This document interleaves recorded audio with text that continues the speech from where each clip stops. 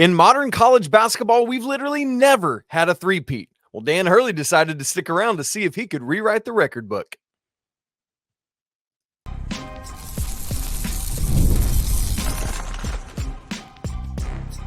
You are Locked On College Basketball, part of the Locked On Podcast Network. Your team every day. Hey there, what's up? Welcome into the Locked On College Basketball Podcast. It's the only daily national college hoop show out there. I'm your host, Isaac Schade, and you're joining us at the place to get your college basketball content every single day. It's all part of the Locked On Podcast Network. Thanks so much for joining us for your first listen or watch. And a reminder, you can get every episode ad-free on Amazon Music. We want to send a special shout out to all the everydayers joining us and all the great members of the Locked On College Basketball Discord community. This episode is brought to you by Game Time. Download the Game Time app, create an account, and use code LOCKEDONCollege for $20 off your first purchase. Let's get into it. We're continuing our team previews today, and you know we've got to get to the back-to-back reigning national champions, the UConn Huskies. And of course, joining us to help us do that is the great host of Locked On UConn, Mr. Mark Zanetto, who, oh, by the way, just reached 3,000 subscribers on YouTube in less than a year. Mark, welcome in. Congrats on all the success, both to the Huskies and to yourself as the show is growing, man. No, I appreciate it, man. It's a tribute to just covering a team that just seems to get better every year. And it's a wild ride, and I'm looking forward to the season. Honestly, well, let's get into that wild ride. Here's where we're going today. We're going to look at the biggest storylines. Obviously, can we get this three-peat for the Huskies? Dan Hurley deciding to stick around. We'll look at the personnel, including who on earth is going to join Alex Karaban in the starting lineup, because that other quartet that started last year is all gone. We'll take a look at the schedule. And, of course, we got to make some predictions on this thing. Can we actually see a three-peat in the future? So very quickly to remind you what happened last season, folks, the Huskies were 37-3 overall. That is absolutely insane. 18-2 in Big East play. The lone losses, 3 true road games at Kansas, at Seton Hall, and at Creighton. They won the Big East regular season by 4 games. Who on earth wins a regular season conference title by 4 games? Well, the UConn Huskies did it last year, then won the Big East tournament, knocking off X, St. John's, and Marquette on the way, and then, of course, won the NCAA tournament, beating Stetson, Northwestern, San Diego State, Illinois, including that insane 30-0 run, which I still dream about, Alabama, and Purdue. Mark, what a season it was. Here's the question. Can we do it all over again? Yeah, I mean, I don't see why anyone would question it. And I think what's so interesting to me is we've seen, whether it's CBS, whether it's Fox, they've had these anonymous coaching polls. I think only like 17% of people feel like UConn is going to even make the Final Four this year. I think the thought process is, as we'll talk about it, that they lost so much, but people forget that they had a top 10 recruiting class that basically all stayed, with the exception of Steph Castle. And so those 4 guys, along with some key transfers and also another top 10 recruiting class, is back with probably arguably one of the greatest college basketball players ever in Alex Karaban, having won back-to-back national champions. Samson Johnson, a part of back-to-back championships, and Hassan Diarra, the 6th man of the year in the Big East, won back-to-back titles for us. He was more of a bench player in the 23 team, but was a key factor in the 24 season. So This team is reloaded. And to think just because we lost 4 very great and some of the best players to ever come to UConn with Klingon, Tristan Newton, Steph Castle, and Cam Spencer is I think it's folly. And also, we didn't even talk about it's Dan Hurley. Forget about the players right now. Like Dan Hurley's coaching acumen. I think the gap that he's created between him and the rest of the country is a chasm. Yeah, and I think that's a massive point, Mark, is college basketball. Yes, it's about the players and the guys out there doing it. But how often do we say, let's just use a different school so that we're not having to use UConn for it. But like, how often will we say, I don't know about this Kansas roster, but it's Bill Self. So they're a top 10 team. I think we've got to be to that point now with Dan Hurley, where he's going to get the benefit of the doubt. annually, and there's no reason to think otherwise until there's, a 5-year run where he doesn't, and we're not going to get that. That's just not going to happen because he's so good.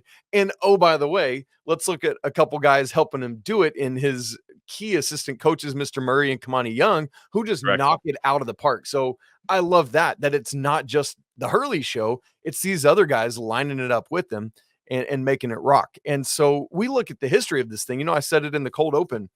There has never been a modern three-peat. Heck, I mean, just doing it twice, Mark, is wild. Literally only 2 others in the modern era. Florida most recently 06-07, Duke in 91-92. That's it, going back to 1985, which is when the expanded tournaments start.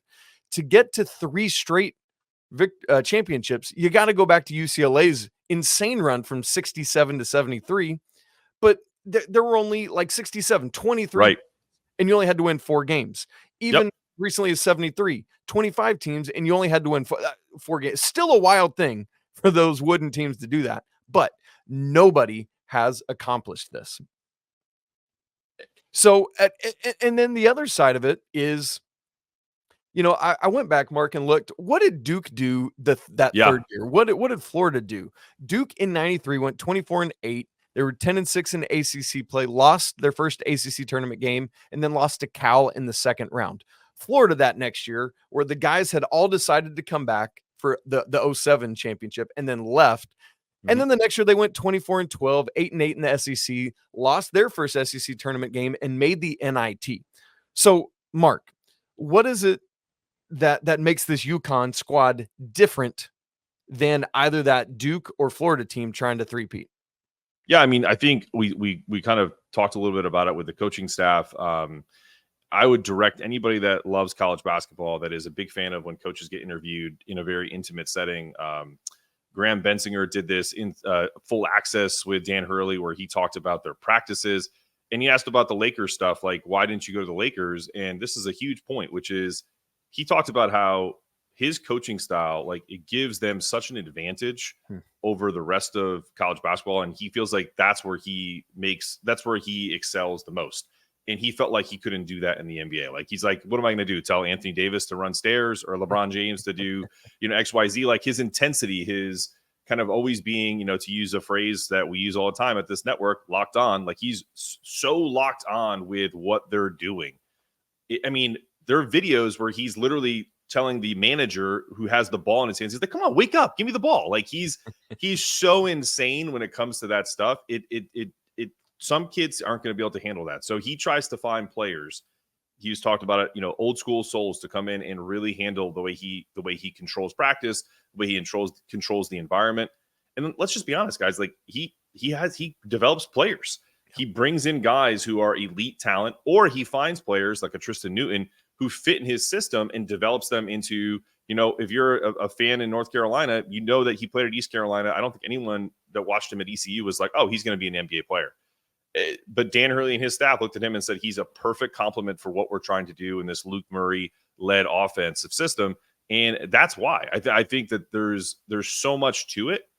But the bottom line is, great players make great coaches look good.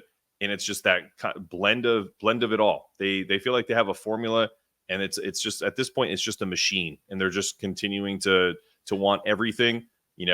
Just got a great recruit, another 5-star recruit yesterday, Darius Adams. So it's not stopping anytime soon. Like, the media availability that I laughed a lot about yesterday it was day 1 official for practice. Dan Hurley said, this isn't day 1 for us. This is day 117. That's right. And so that's his mentality. And I think that's the difference that UConn has. And what I love is that it doesn't seem to matter. Like, guys are going to come in and they're going to do it. Because the same thing you said with Tristan Newton, I kind of felt that way about Cam Spencer as well. It's like, Cam Spencer's a great player, but dude, it was different level stratosphere last year what Cam Spencer did. And so I'm so glad you brought that up, Mark, with Tristan Newton, and then now thinking about Cam Spencer, because I've been trying to think, and I'd love to get your take on this. Who is this year's version of that? Who is Cam Spencer? Both in terms of like just blowing up maybe a little unexpectedly, but also I love Cam Spencer's edge he plays with, just like, you're a little unhinged. Are you crazy? but I think it's really good and helpful to the team. Like, do you have a sense of who that might be this year? I don't think we particularly have that one guy, but I will tell you who, and it's the reason why I have him in my starting lineup. I don't want to spoil any of the segments ahead, but I think Solo Ball is going to take a major leap. He's a guy who, against your Tar Heels in Madison Square Garden, scored 14 points off the bench when we had a little foul trouble, and Dan Hurley has talked about this. It was hard for him to understand initially, like, why he wasn't getting playing time. But when you look back at a 37-3 national championship team, it's one of the most efficient offenses, if not the most efficient offenses in 25 years. So where were his minutes? Like, he couldn't crack the lineup, not because he wasn't good or because he couldn't shoot or wasn't the type of player they were looking for. But now it's his time.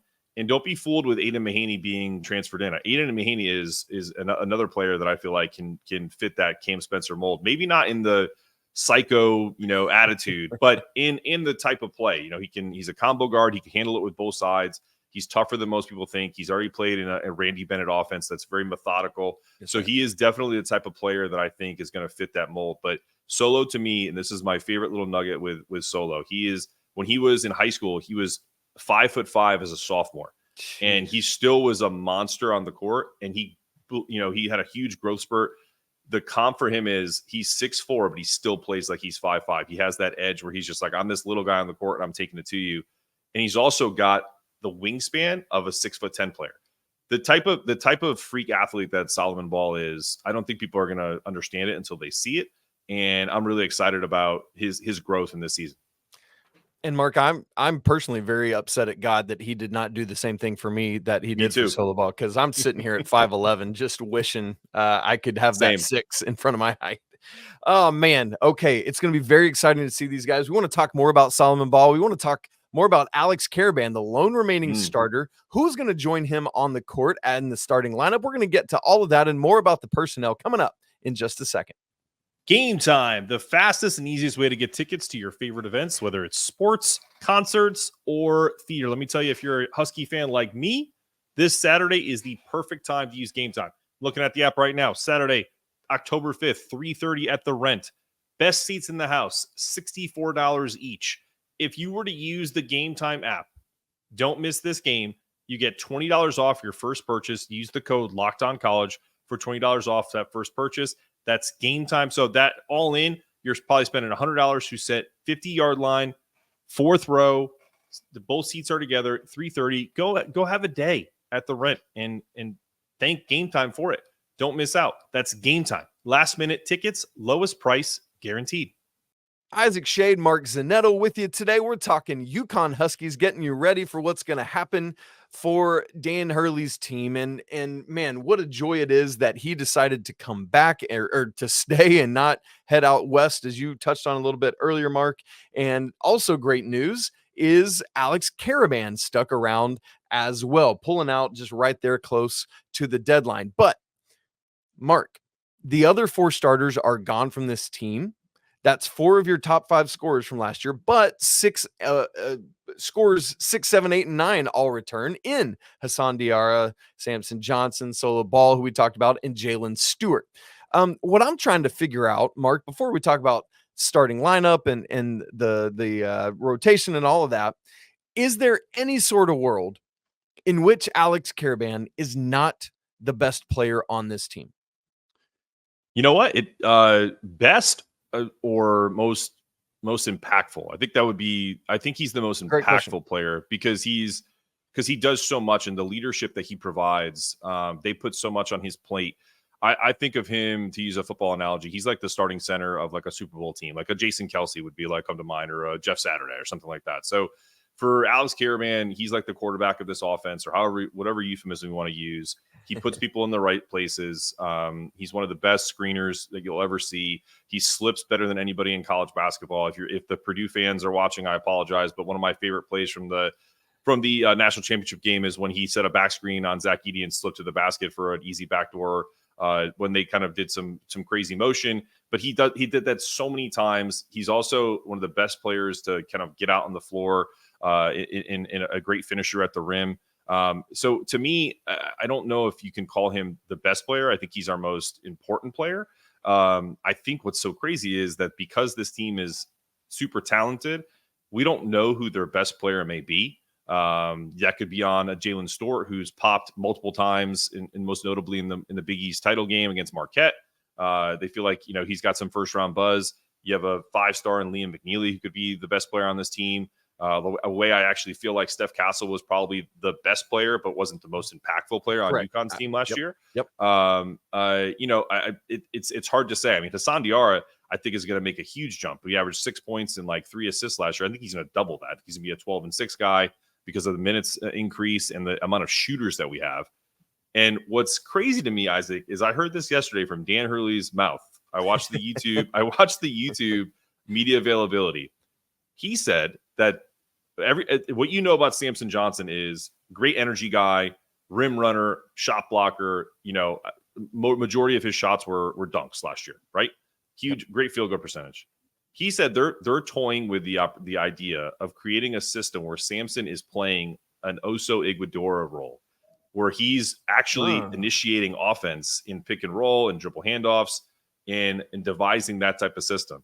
If he's capable of that and he has that ability, then this team goes into another stratosphere, because then what's the spacing look like? You have 4 other guys on the floor who all are 40% three-point shooters, with Alex Karaban, Jalen Stewart, Aiden Mahaney, Solo Ball, whoever else you want to mention, Liam McNeely.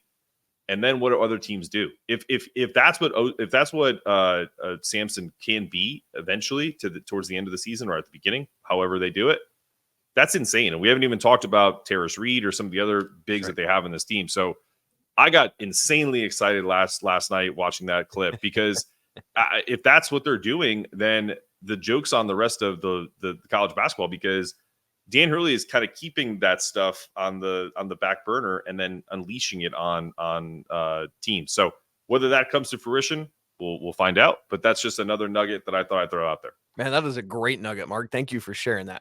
So, folks, let me centralize this, because we've said a bunch of the names. Let me just remind us of, yes, there is quite a bit going out, but you do have quite a bit staying from this national championship roster. Samson Johnson, Alex Karaban, Hassan Diarra, Yusuf Singar, Jalen Stewart, Solomon Ball, Jaden Ross. I mean, like, all these guys coming back. Plus, as Mark said, you add in Terrace Reed Jr. coming over from Michigan, a nice big support what Samson Johnson is going to be doing.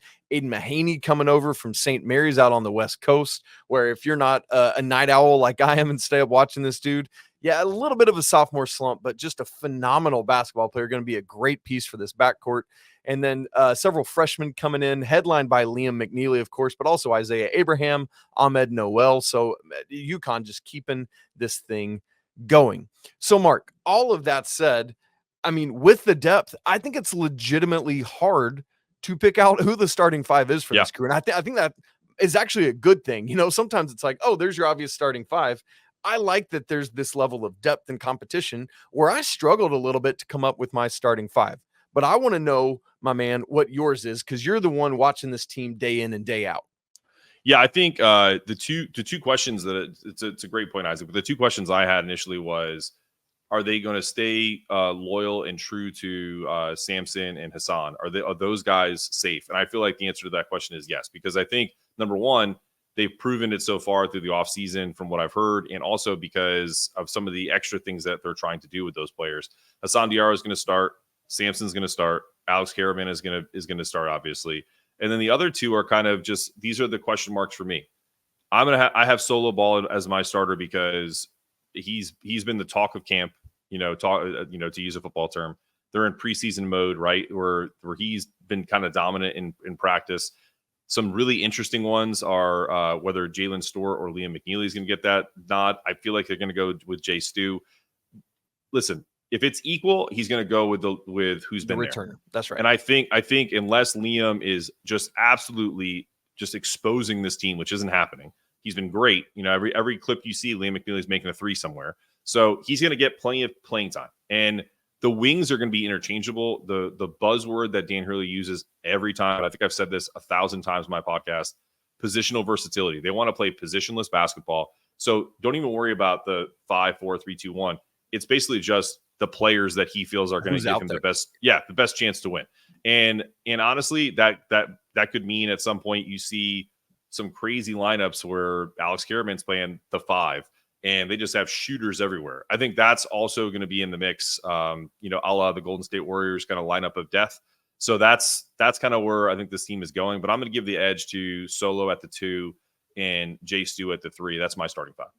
I like it. And Mark, very well explained as well. And I think that's part of like that loyalty to the returners when it makes sense to do so is not shocking at all, given the things we hear from Dan Hurley all the time, like of the program he's trying to build in an era where people are creating new team year after year after year. That's not what Dan Hurley's doing. He's saying we're building a program. You get to come be part of it or not. It's up to you. And I love that. Mark, I was very similar, except that, I know we're, as you said, positionless stuff, but kind of at my 2 and 3, I gave Aiden Mahaney the nod there at the 2. I think just that backcourt of he and Diarra together makes a ton of sense. But again, as you're saying, like I don't think it's ultimately going to matter who it is, right? And Isaac, I'll be honest with you, man. Like I did a show where I did the top 10 basketball players in college basketball. And I said my sleeper of that could be an Aiden Mahaney. He's a 1,000-point scorer in 2 years in the WCC, and he's only played exceptional against better competition. So if you put him now in the Big East, who's to say he doesn't pop? And now he's the 15, 16-point scorer that they had with Tristan Newton or Cam Spencer. That's very possible. 100%, especially with him having, all due respect to Coach Bennett and St. Mary's, with having much better talent around him now. Exactly. How does that unlock his game? I'm curious to see that. And then I did have Liam McNeely in my starting lineup, but I hear every argument you're making in the other direction. And so what's always interesting to me with talented freshmen like this is watching the progression of it throughout the season. Because, Mark, I think there's a very real world in which your lineup is obviously the night 1 lineup. And then we've got to watch both the closing lineups and how things progress throughout the season. So totally. I love that we're a little bit differentiated there, and that makes a ton of sense to me. Very quickly, before we switch to looking at the schedule, how then do you think the depth rotation looks coming off the bench after that starting 5? Yeah, I'm as curious as anyone, because to me, I think, and this is God, I don't even do this anymore. I think with other teams, if I've covered other teams, I'd be like, well, if it was me, I would do this. I don't even want to do that because UConn fans would be like, you're not Dan Hurley, so shut up. So for me, it's more just like what I try to put myself in his mindset. And I think what he's going to be doing as we're kind of transitioning to looking at that schedule is with the bye games and with some of the early games before they get to Maui, I think he's going to try a bunch of different rotations. I think you're going to see a myriad of looks. I think you're going to see Liam at the 2 sometimes. I think you're going to see Aiden at the point sometimes. I think you're going to see Solo at the point sometimes. I think you're going to see Hassan Diarra and Ahmad Noel at sometimes in the same backcourt. So it's just they're gonna come at you in waves initially, and he's gonna basically say, okay, this is the Hunger Games. Who's gonna come out on top? And that's really what this first 6 games or 7 games of the season is really gonna show. Is that, because I'll tell you from the open practice, the guy who popped is the guy who we thought was the 11th guy on the team, Isaiah Abraham.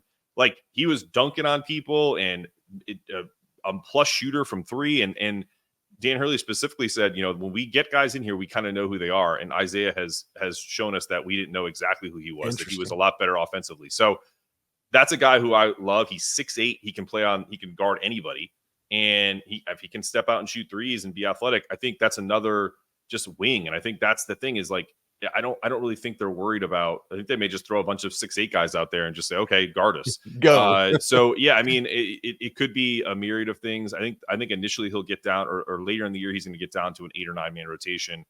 But I don't think I think it's going to be hard to not play some of these guys. Like Jaden Ross is a guy who he loves. He talks about him all the time, but didn't play a lot last year. And where's his minutes? So it's one of those things where I think it's just going to figure it out in the early part and let practice and competition dictate. Yeah, that's a good word. And also great injury insurance, knowing that you've got all these guys if you have to turn to them. I'm knocking on all the wood, Mark. I don't want to be jinxing your squad, but there we go. You're not the only one. I've heard that too. It's like, well, we've escaped the injury bug for 2 years, so now it's definitely going to hit us. Like that's the New England people talking. So for sure. We all are doomsday foreseers. All right, guys, we got to turn to the schedule next. The non-con, man, it's got 2 separate 3-game stretches that are going to be insanely fun, and I can't wait to watch. How is UConn going to navigate it all? We'll get to that in just a second. Hey, NFL fans, you can start the season with a big return on FanDuel, America's #1 sports book. So when you get a hunch in the middle of a game, maybe you want to check out a parlay or see if maybe you can get an anytime touchdown winner, view live play-by-play, and so much more on the same page where you place your bets. You'll get started with $200 in bonus bets guaranteed when you place your first $5 bet. That's on FanDuel.com, America's #1 sports book. Remember, UConn right now is a 14-point, some books has it at 16.5-point favorite. I think FanDuel has it at 16.5 points. So get those bets in before it gets a little out of control for the eventual 10-win Huskies. Go to FanDuel.com to get started. I always love that in those odds where it's like 300, 400, 500, 600, 10,000 all of a sudden. Yeah, when all the North Carolina stuff came out, I used all of my bonus bets on everything to put it on UConn winning it all, and I collected. So yeah, that was fun. Easy money. Easy money. We're talking UConn Huskies today on the show, and now it's time to turn our attention to the schedule. As a reminder, the Big East has a 20-game conference slate. You get 31 regular season games, so we got 11 in the non-con. As per usual, we're not going to really pay much attention to the bye games because they're bye games, and UConn should take care of those with relative ease. But there are 6 games that really stand out in this non-con slate, Mark. Obviously, as you alluded to earlier, the Huskies will be in Maui this year, which is last year's Maui field was insane. This year's is right up there with it. The Huskies starting with Memphis, and then we'll play the winner of Colorado, Michigan State, and then move on the other side of the bracket. They will either face North Carolina, Iowa State, Auburn, or Dayton. Mark, what I want to ask you about before even the games is we haven't really dived in much into the Dan Hurley stayed of it all.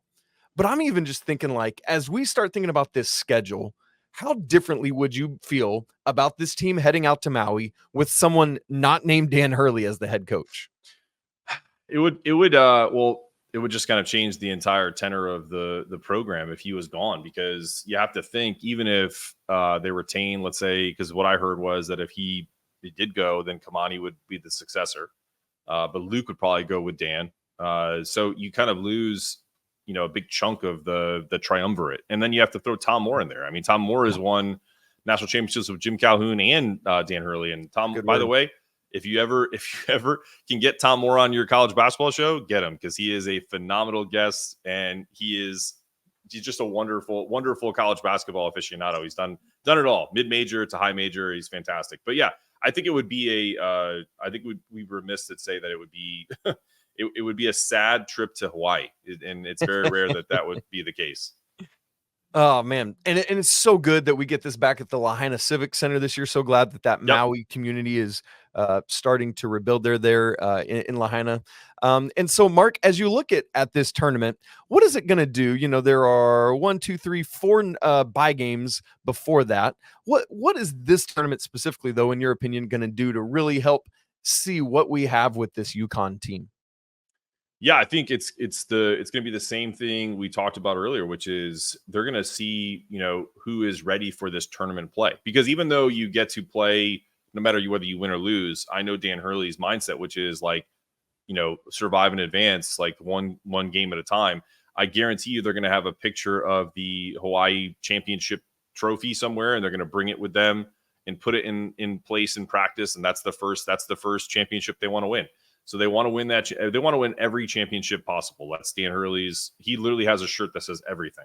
Like it's not just we just want to win the Big East, or hey, we want to get to the Final Four. Like it's one after the other. So this is the first one, and this group hasn't done anything like that yet. So like that's another kind of predictor. I think you're going to see a lot of different lineups in this.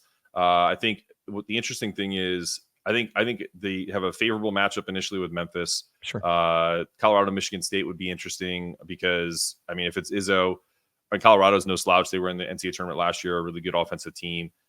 I just think the field is loaded. So no matter who we play, it's going to be a good test. I think it's going to be a good test, especially to the players that haven't seen the game action that they have been clamoring for. And I think it's going to be a really a good precursor to some of the more interesting stuff down the schedule, which is the Big East tournament.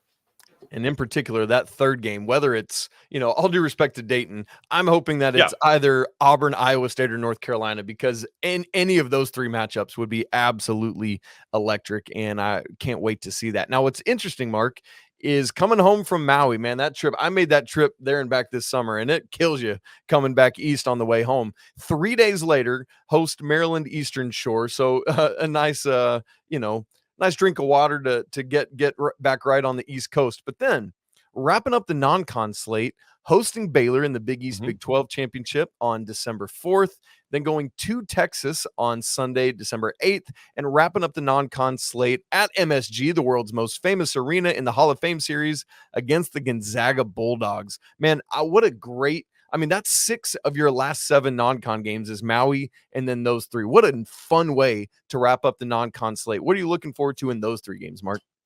I am looking forward to how they play their first, because I'm a big I know we don't see a lot of these. I'm a big true road game guy. And so last year when we played at Kansas, we had a gimpy I don't think we had Stephon Castle wasn't available. That's right. We had a gimpy Cam Spencer. And so we went into that game, no excuses. Kansas shot better than they probably shot all year, lost that game, but they were down, almost 20 points at one point in the game and actually battled back and had a chance to win it. So that showed me a lot about what that team was like. And I think when they play at Texas, hostile environment against a solid Big 12 school. SEC now. Oh, that's right. See? Wild. Caught me. Here's the funny thing, Mark. Literally, I had it on the tip of my tongue because I was like, SEC, Texas, SEC. So no, you're right. It's so wild. Obviously we're in football season, so I should know that. But yeah, exactly. I think with playing an SEC Texas, I just think those road games are such good indicators. Listen, I love when we play at the Garden. I love when you obviously play at home again in Gamble or the XL Center, but there's something about how your team reacts to a out of conference road game on someone's campus, where it feels like the entire student body's on top of you, and I think that'll be telling. That's what I'm looking forward to. Man, and it's a beautiful new arena that Texas has there. That'll be a lot of fun. Legitimately, Mark, when I was putting the schedule together, I was like, back-to-back Big 12 games, Baylor and Texas. Right. And I was like, right. No, crap. It's SEC. It's so wild, y'all. This is the world we live in. And then obviously the conference slate. One of the great things about the Big East with having 11 schools is we do still get a true home and home. I love that about the Big East. As Mark was just talking, the importance of these true road games. We get 10 of those. And then you get all those schools back at home. Really interested to see what the Big East is this year, if Creighton truly is team number 2, and if St. John's takes that step up. Mark, with that in mind, let's move forward, and I would like us to each make our predictions for where UConn will finish in the Big East, and then also the regular season conference record, regular season record in totality for those 31 games. Sure. I think they're going to finish first in the Big East. I know, I'm obviously a homer, but I just don't think you can bet against them. I mean, they're the odds-on favorite. You went over the betting odds; they're plus 125. I think the next one is plus 380 or something like that with Creighton. So, shout out to FanDuel. But yeah, I think that's the smart money. I think they're going to be 17-3 in conference. I think one less win than last year. I think just based off of just odds, right? I think, I don't think they're going to be as good as last year. I think they're maybe more talented, if you use Dan Hurley's words. But as far as it being an efficient offensive machine like they were last year and elite defensively, that still remains to be seen. So I think they're going to get there. I think they're going to be 17-3. I hope one of those losses isn't at Creighton this year. That's the big one that I want to take from them, because they really beat us pretty bad there in Omaha. But that's where I think. All right, that game at Creighton on Tuesday, February 11th on the back half of the slate. Mark, I'm same as you. I have them UConn number 1 in the Big East. I don't know if it'll be by 4 games again, but man, just winning that outright though, not shared. And then I'm going to go 9-2 in non-con. I think dropping a game in each of those 2-3 game sets, just from an odd standpoint, makes a lot of sense to me.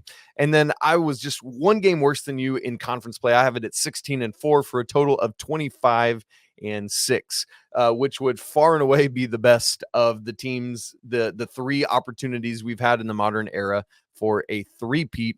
Going to be a great season yet again. Mark, it has been back-to-back dominant NCAA tournament runs for this team. The only team ever to win all their games by 13 points or more in the 23 tournament. And then they upped it by a point last year, becoming the only team to win it by 14 or more. I mean, just absolutely legitimately historic runs.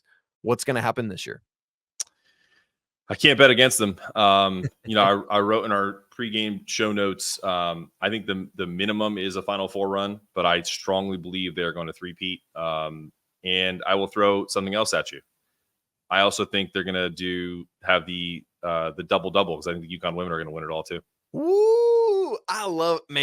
That's a great prediction. I love you getting a little spice, a little cherry on top with the bonus prediction there. Let's see if that can come to fruition as well. I've got a 1 seed in the tournament. That just lines up with what we were saying about the finish and the regular season record. And then I put Final Four as mine. It's just so many variables. We talked about the injury fortunes, but I think, if you're good, like I'm talking about that as slightly falling short of a three-peat, I think we would all be gloriously overjoyed if we were to say in a span of 3 years, we had 2 national championships and a Final Four. And just with all the randomness of the NCAA tournament, who knows? So go ahead, Mark. Let me just say one thing. If you have them in the Final Four, like if that's you or anybody else feels like they're going to be in the Final Four, when UConn makes the Final Four, they win the national championship. So if they get there, they've only lost once in the Final Four in their 7 trips. And they also didn't have one of their major players in that 2009 season. So that's right. If all I'm saying is if you let them get there, they're going to win it all. If someone's going to beat them, it better be in the Elite 8 or Sweet 16, because if it gets to the Final Four, Dan Hurley's not going to let this team lose. So, Mark, are you saying I need to change my prediction to Elite 8? I'm just telling. Elite 8. I'm just saying I'm just saying betting wise, 6 of 7 That's times. A good word. That's a good word. No. Yeah. I love it. They're 6-0 in national title games. So you just can't. Absolutely right. Yeah. Blue blood, the UConn Huskies. Don't doubt it, folks. It's true. Mark Zeno, thank you so much, brother. Folks, if you haven't yet checked it out, make sure you go listen to Locked On UConn. Mark does a great job over there. Literally starting today as we record this is going to be giving you UConn men and women's basketball stuff coming at you. And so on a extreme every day, is that the plan, Mark? That's the plan. Every day we're going to dedicate a show each to each of these great programs. I just needed to find the bandwidth to do both, and I've got it now. So that's the deal. I love it, man. Good on you for making it work. So look, we're looking forward to seeing if both of these teams can win national championships, as Mark predicted, and they're each going to have their own show to help figure it out. So we'll look at that. Make sure you check that all out. If you haven't subscribed to the show here on both audio and video, make sure you do that. If you haven't joined the Locked On College Basketball Discord, man, we'd love to have you. The link is in the show notes for that, and it's absolutely free to join. As always, I want to say apologies to the Lawyer family. Let's go Wildcats, and until tomorrow, peace.